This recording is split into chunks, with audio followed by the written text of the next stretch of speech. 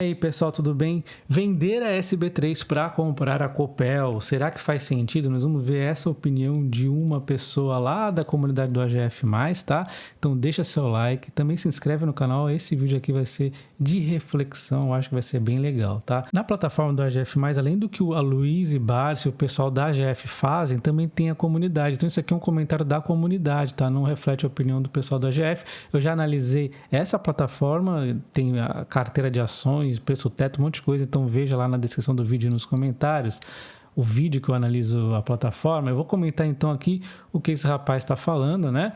Ele falou aqui que vai vender SB3 e o racional da operação dele é que o parque eólico é um negócio muito complicado, né? A política de dividendos mudou e ele só recebeu dividendos aí desde que comprou em 2022 quase nada, né?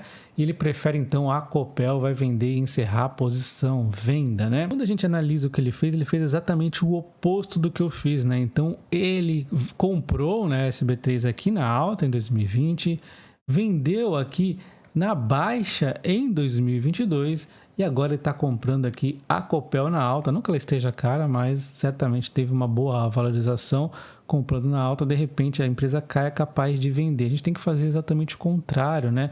Eu até pus a Energias do Brasil, que foi outra empresa que em algum momento eu também comprei com um pouquinho de venda aí da SB3. Então agora que era o momento de estar comprando a SB3 e não o momento de estar vendendo. Mas isso é lógico, se a pessoa tiver a paciência aí para aguentar o longo prazo. Então vamos refletir aí o que a gente faz quando a gente compra uma empresa, né? Então a primeira coisa que você tem que pensar, por que você comprou a empresa? O preço está bom? Primeira pergunta que você tem que fazer. É por dividendo? É por crescimento? O que você espera do dividendo e do crescimento da empresa? O que a empresa faz? Detalhes, não adianta falar, ela gera energia. Ela gera energia hídrica. Tá, mas o que isso implica, né? Quais são os riscos de curto, de médio e de longo prazo? Quais são os planos da empresa para mitigar esse risco? Essas são perguntas básicas que você tem que fazer quando você compra uma ação, né, uma empresa. E traçando os riscos, a gente vai falar o quê? Que se você comprou uma ação na alta, o seu risco de queda é gigante, né? É bem maior se você não fez o estudo do risco também, né? Às vezes você pode comprar uma ação que está na alta como a Taesa e ela continua na alta, né? Mas assim, se você compra uma empresa que já está com alguns problemas à frente, como era a SB3, nítidos problemas, eu já vou mostrar até como você poderia analisar isso, é um risco de queda gigante. Se você compra na baixa, o risco da queda sempre existe, a gente não sabe exatamente o fundo, só que o risco ele é muito menor, né? Hoje comprar SB3 a 10, 11 é muito menor do que você comprar 17,50, 16, 15, é bem menor, é lógico isso, né? Outro ponto, se você comprou na baixa, mesmo assim, muitas empresas você vai ter que ter paciência. Você vai ter a paciência para esperar muito. Por exemplo, eu esperei a Sanepar cair bastante, o Bradesco também. Principalmente a Sanepar ali foi uma paciência de Jó. Ela parou de cair, eu falei, agora ela deve subir. Comecei a comprar. Ela praticamente não subiu, subiu muito pouco, tá ali enroscada, mas faz pouco tempo, né? Então assim, eu estou preparado para esperar mais um ano aí, mais 2 se for necessário, enquanto os fundamentos estiverem bons. Você tem a paciência de esperar esse SB3? Porque é um caso aí mais de paciência ainda do que, no meu entendimento, a Sanepar vai exigir. Então, mesmo comprando na baixa, você tem a paciência? E a SB3, ela vem seguindo aquela velha máxima do mercado, onde a cotação segue o lucro. Por exemplo, a Taesa, a gente vê a cotação subindo infinitamente porque o lucro está subindo infinitamente. Essa é a velha máxima do mercado. É lógico que não é aí que para a análise existe muito mais por detrás disso. A gente tem que prever para onde vai esse lucro, a gente tem que fazer várias análises aí, mas isso aqui já dá uma bela de uma visão. Eu vou mostrar hoje como coisa simples você conseguiria ver, né? Como a gente poderia ter, então, previsto problemas na SB3, antiga Tietê11? A gente viu o lucro da empresa histórico, estava aí tranquilo, né? Crescendo bem devagarzinho, mas a empresa perene, pagadora de dividendos, é aí o céu, né? Perfeito. Só que o que acontece? Chega aí o quarto trimestre de 2020, na verdade, antes de chegar o quarto trimestre de 2020, já no fim de 2020, que o resultado só é lançado no ano que vem, né? A gente já vê um problema aí, um alerta muito grande, eu já estava vendo, com a crise hídrica começando a apertar em alguns lugares, a falta de chuva, né? Aquele problema que parecia ser ali na Sanepar já estava virando Brasil, né? Era nítido isso, mas ainda não tinha provas. Chega o quarto trimestre de 2020 E existe aí uma certeza, e eu já até comecei a fazer uns vídeos aqui falando disso, né? Que eu não iria de forma alguma comprar. E aí, assim, esse começo de 2021 foi marcado aqui por não recorrentes no quarto trimestre de 2020, que disfarçou um pouco esse problema.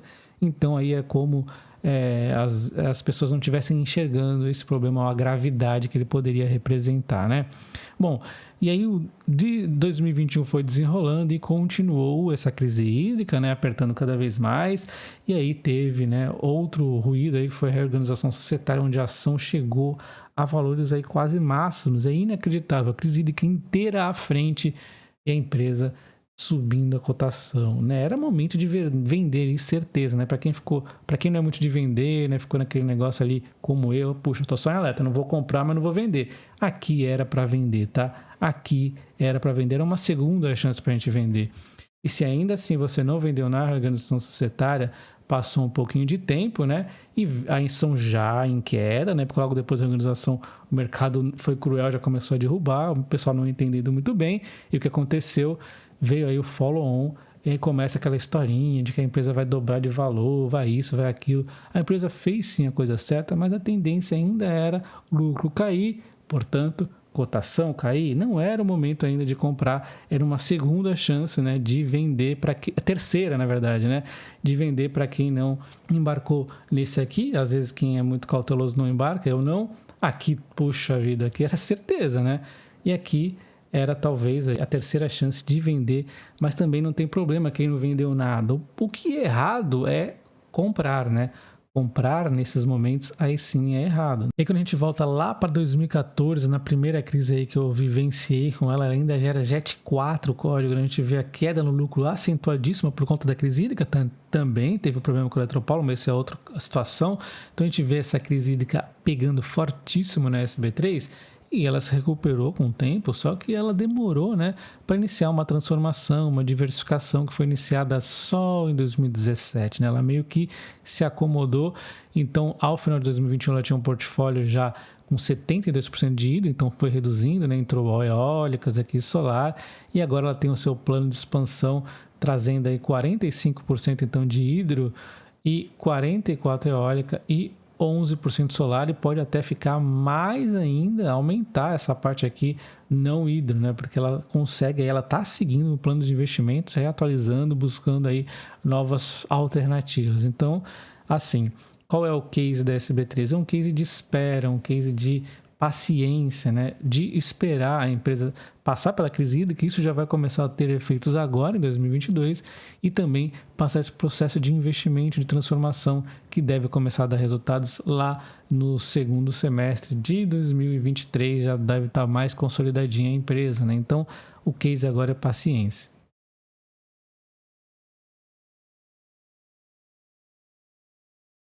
E o segundo vendedor aqui de SBT, eu não estou contestando nenhum deles, tá? Eu estou apenas contextualizando aí para ver se caso você esteja pensando em vender a SB3. Ele fala que vai fazer caixa aí, perfeito, estratégia dele, né?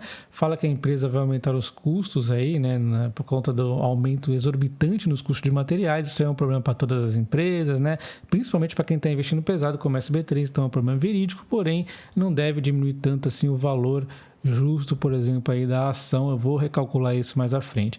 Os dividendos serão incorporados para os investimentos, eu não vejo problema nisso, aí entra na estratégia de quem investiu aí. Eu estou comprando a empresa depois da queda, né? E eu já sabia que ela ia ter dificuldades nos dividendos, então para mim não tem problema nenhum. A matriz eólica aí é uma frente pouco conhecida, discordo ainda, né? Parcialmente aqui.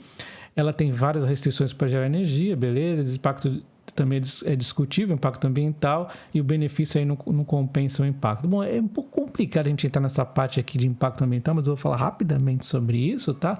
E vamos falar aqui da matriz. Então, assim, realmente a gente vê que do investimento da empresa, o principal é realmente a eólica, né? Onde ele bate mais, né?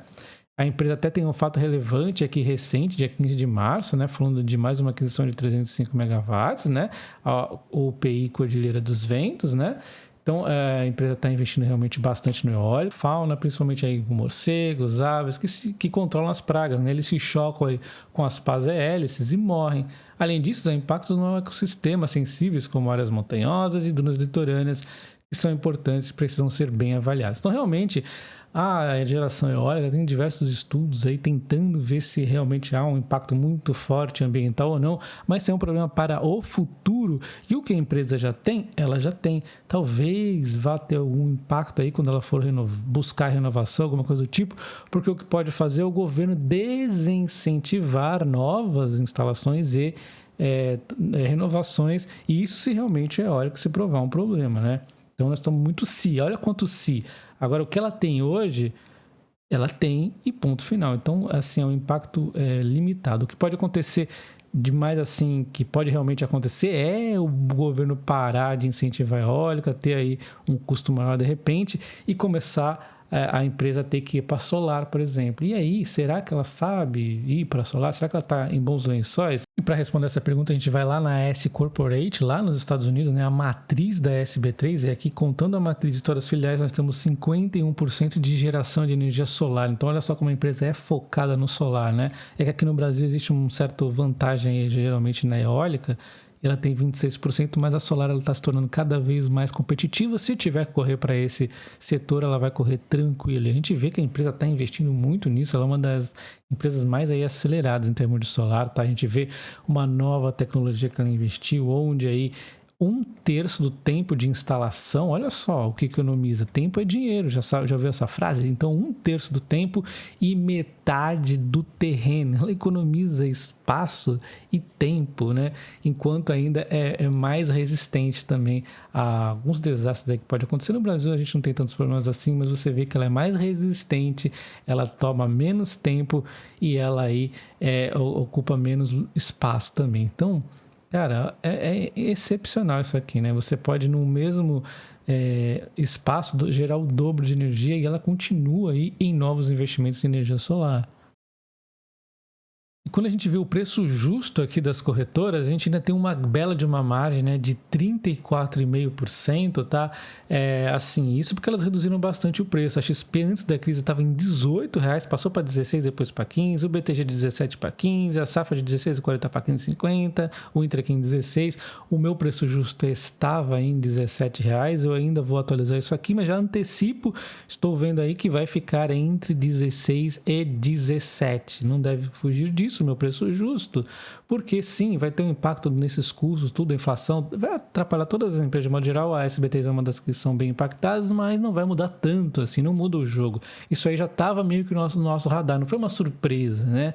Não teve grandes surpresas.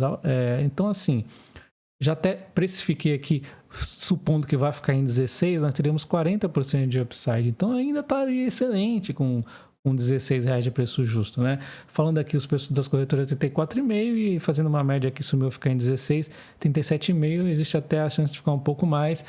O preço teto, aí sim eu fui otimista, né? Eu calculei aí no outro vídeo o dividendo que a empresa pode pagar, contando 100% de payout, por isso que eu acho que o preço teto é um pouco complicado. A gente não pode cravar que a empresa vai pagar sempre X% de payout. Enfim, seria aí R$16,90, preço teto com ainda margem bem grande aí, então eu prefiro, em caso de elétricas, principalmente calcular aí o preço justo aí por fluxo de caixa descontado. Então, cara, diz aí o que você achou desse vídeo para eu saber se realmente valeu a pena, se eu debati aí alguns pontos de medo aí na SB3, se você concorda ou não. Deixa seu like, se inscreve no canal ativando o sino. Um abraço.